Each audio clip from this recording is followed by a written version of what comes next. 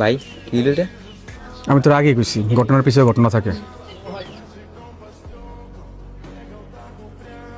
আসিফ, সামান্য সভাপতি হয়েছো, কোনো এমপি মন্ত্রী হও নাই, এতেই তোমার এত দাপট। আমি তোমাকে এর আগেও বলছি, এলাকার ছোট ভাই ছোট ভাইয়ের মতো থাকো, এলাকায় কোন রকম জ্ঞানজাম সৃষ্টি করবে না।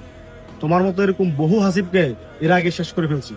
তোমাকে আজকে সাবধান করতেছি, নেক্সট টাইম কিন্তু সাবধান করবো না, সরাসরি খাইয়ে দিব পোলাপান।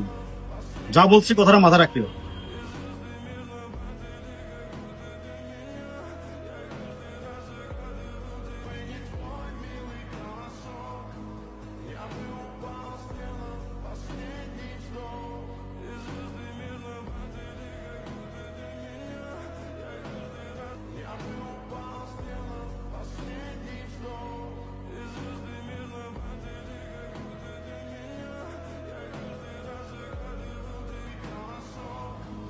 আরে মানুষ রে, একটু আগে ভাই আমার লগে কথা কই গেছে।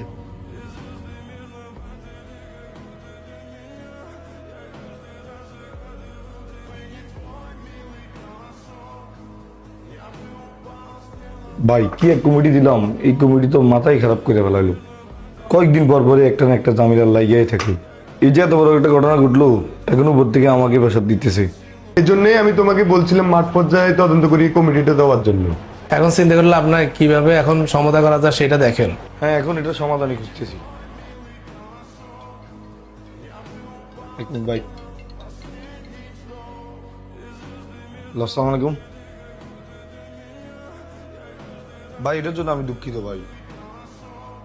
ভাই বিষয়টা আমি যেভাবে হোক সমাধান করতেছি ভাই, এটা আমার উপর ছেড়ে দিন। জি ভাই, আসসালামু আলাইকুম ভাই।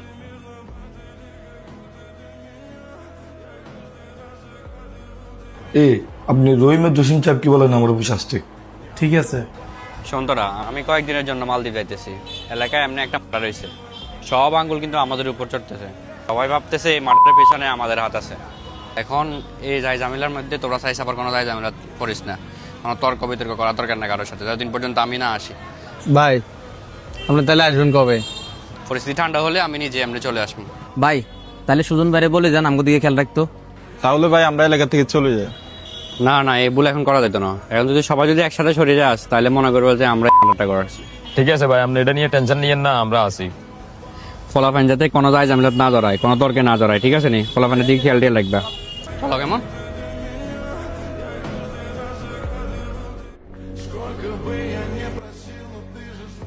আচ্ছা, আপনাদের কাছে রাজনীতির মানে কি? এত বছর দেখছেন আমার রাজনীতি নিয়ে কোনো সমালোচনা হইতে? শুনেন, দয়া করে আমার রাজনৈতিক আদর্শ নষ্ট করবেন না। যেন কেউ বলতেন আবার রাজনীতি খারাপ জিনিস। কিছুদিন আগে যে সহেলের ছেলেদেরকে মারলো, এই ঘটনাটা তো এখনো সমাধান দিতে পারলেন না। এর মধ্যে আপনাদের এরিয়ার রাজনীতিটা পুরো নোংরা হয়ে গেছে। আগামী 48 ঘন্টার ভিতরে খবর নেবেন এই হত্যার সাথে কারা জড়িত। ভাই আর একটা কথা শুনতে চাই না আমি। ভাই আমি কিছু বুঝলাম না, এত বড় একটা ঘটনা কে ঘটাইলো? আমার মনে হয় সবকিছু নাটক গুরু তুমি। ভাই আপনি এটা কি থাকুন, আমি তো এটা বুঝলাম না। আমার সবচেয়ে বড় ভুল হয়েছে তোমার কত ধরে কমিটি দেওয়া। কয় টাকা পাইছি আমি, এখন তো আমার পদ নিয়ে টানাটানি।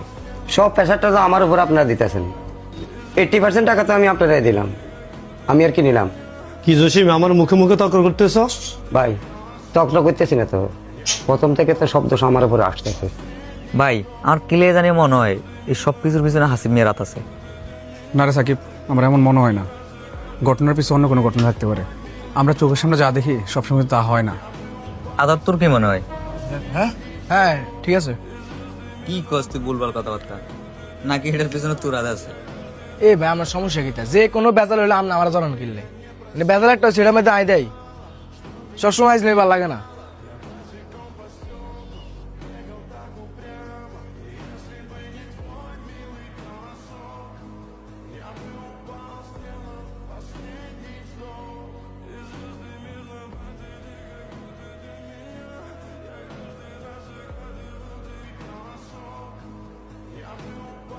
ভাই কি হলো রে? আমি তোর আগেই কইছি ঘটনার পিছনে ঘটনা থাকে।